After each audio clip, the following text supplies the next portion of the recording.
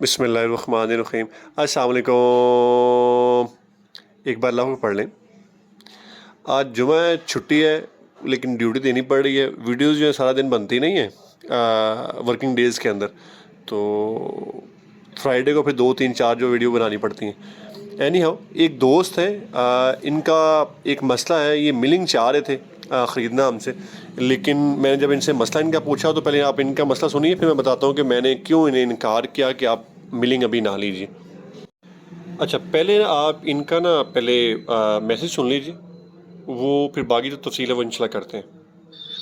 اصل میں جو میرے پاس ساتھ مسئلہ آ رہا ہے وہ یہ ہے کہ جو سوپ ہے اس کی فنیشنگ اچھی نہیں آ رہی ہے، اور دوسرا جو یوز کرنے میں وہ رف ہوتا ہے، باڈی پہ آپ جب اس کو لگاتے ہیں تو اس کی سرفیس جو ہوتی ہے وہ مطلب رف ہوتی ہے، جیسے ہم کیا کہیں اس کو، چرے سے جو ہے چھوٹے چھوٹے سے باریک سے چرے جو ہے وہ اس میں محسوس ہوتے ہیں۔ یہ ملنگ کے علاوہ اگر کوئی طریقہ ہو جس سے جو ہے کوئی مشین سیٹ اپ جیسا ہو کہ اس سے جو ہے یہ گرائنڈنگ میری جو نوڈلز کی ہے وہ اچھی ہو جائے۔ میں وہ مچھر جالی یوز کر رہا ہوں، لیکن اس سے مجھے لگ رہا ہے کہ جو ہے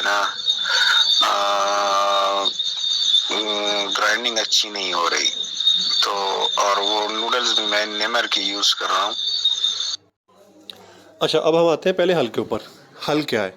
حل یہ ہے کہ جیسے یہ کہہ رہے ہیں کہ یہ نمر استعمال کر رہے ہیں، کیونکہ آپ کو اور مجھے یہ اندازہ ہے کہ جو سب سے اچھی نوڈل ہے وہ نمر کی ہے، تو پھر اس میں ایسا مسئلہ کیوں آ رہا ہے؟ اصل میں آپ لوگوں کو اب یاد ہوگا کہ تقریباً 2 ماہ 3 ماہ ہمارے جو ریٹس ہیں وہ کافی زیادہ بڑھ گئے تھے نوڈلز کے۔ جب نوڈلز کے ریٹ بڑھے تو جو سیلز تھی نمر کی اکثر برانڈز کی 90-10 اور 80-20 کی تو تقریباً زیرو ہو گئی تھی اپروکسیمیٹلی، آپ کہہ لیجیے۔ ان کے کپیلا اور جو باقی ہیں وہ تو بکتے رہے، لیکن جو سٹاک تھا، کیونکہ وہ سٹاک لوگوں کے پاس پڑا رہا، تو وہ جو سٹاک ہے یا ان کی فیکٹری میں پڑا رہا، تو وہ جو سٹاک ہے، وہ سٹاک جو ہے وہ اپنی مطلب آپ کہہ لیں کہ 2 ماہ یا 3 ماہ یا 4 ماہ ایکسٹرا ڈرائی ہو چکا۔ جب وہ ایکسٹرا ڈرائی ہو چکا ہے تو اس کی وجہ سے وہ جو یہ کہہ رہے ہیں کہ وہ پہاڑی سی بنتی ہے اور باڈی پہ رب کرنے پہ خارج سی آتی ہے، اس کو وہ سخت ہو چکا ہے۔ سخت ہونے کا مطلب یہ سمجھ لیجیے کہ عمومی طور پہ جب ہمیں نوڈل ملتی ہے تو اس کا جو موئسچر لیول ہوتا ہے وہ اپروکسیمیٹلی 16% ہوتا ہے۔ مطلب آپ یوں سمجھ لیجیے کہ 16 کلو اس نوڈل کے اندر پانی ہوتا ہے۔ لیکن جب ان کا 2 ماہ بعد 4 ماہ بعد جب آپ کو اور مجھے سٹاک ملا تو وہ جو سٹاک ہے وہ تقریباً اس کا جو موئسچر لیول ہے وہ 12-13 پہ جا چکا ہے۔ اب اس کا حل کیا ہے؟ یہ جب اس کو راؤنڈ لگاتے ہیں تو وہ پراپر میش ہو نہیں پاتا، مطلب مچھر جالی میں سے نکالتے بھی ہیں لیکن مچھر جالی جو ہے وہ ایک لیول ہے مطلب باریک۔ اب جب آپ کو جو رب کرتے ہیں باڈی پہ وہ اتنی ہی خارش، مطلب جیسے آپ کے گرمی دانے نکل آتے ہیں نا، وہ پت جسے کہتے ہیں پنجابی میں ہم لوگ، وہ سیم وہ پوزیشن بن جاتی ہے۔ اب اس کا حل کیا ہے؟ یہ ایسا کریں کہ اس نوڈل کا پہلے ایک راؤنڈ لگائیں۔ راؤنڈ جو ہے وہ میڈیم جالی پہ لگا لیں، مطلب 250 سوتر کے اوپر۔ اس کا اگر تو وہ زیادہ اوور ڈرائی ہوئی تو وہ بالکل اس کا پاؤڈر بن جائے گا، اگر وہ اوور ڈرائی نہ ہوئی تو وہ کچھ نوڈل کی فارم میں آ جائے گی اور کچھ جو ہے وہ پاؤڈر بننا شروع ہو جائے گا۔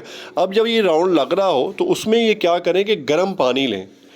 گرم پانی لے کے مطلب اس کا کوشش یہ کریں کہ وہ مطلب جب اب لے کے اپنے پاس آئیں تو وہ تقریباً کوئی 70-80 ڈگری سینٹی گریڈ پہ ہو، اور اس کو وہ اتنا گرم ہوگا کہ آپ اللہ نے کہا مطلب آپ کہیں ہاتھ لگا لیں تو ہاتھ مطلب جلنے کا اندیشہ، آپ نے ہاتھ نہیں لگانا، آپ نے کوشش یہ کرنی ہے کپ لے کے یا کوئی ایسی چیز لے کے شاور ٹائپ کہ آپ اس کے ساتھ اس کے اوپر جو ہے نا بارش کی طرح قطرے جو ہیں وہ گرائیے۔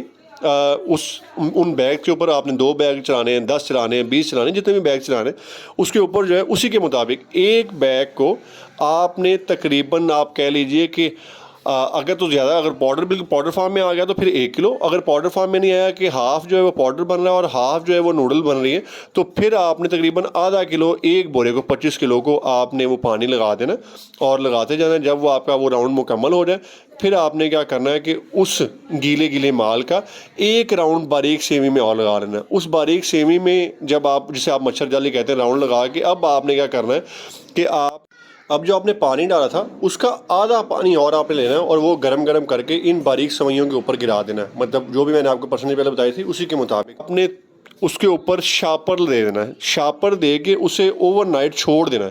مطلب اوور نائٹ کا مطلب یوں سمجھ لیجیے کہ مطلب آپ نے ایک دن میں یہ پروسیس کیا تو اب آپ نے اس کو چھوڑ دینا ہے رات ساری, وہ اس شارپر کے اندر, اس نمی کے اندر رہے. کہ شارپر اس طرح دینا ہے کہ کسی بھی طرف سے اس کے اندر ہوا جو ہے اس کا گزر بسر نہ ہو.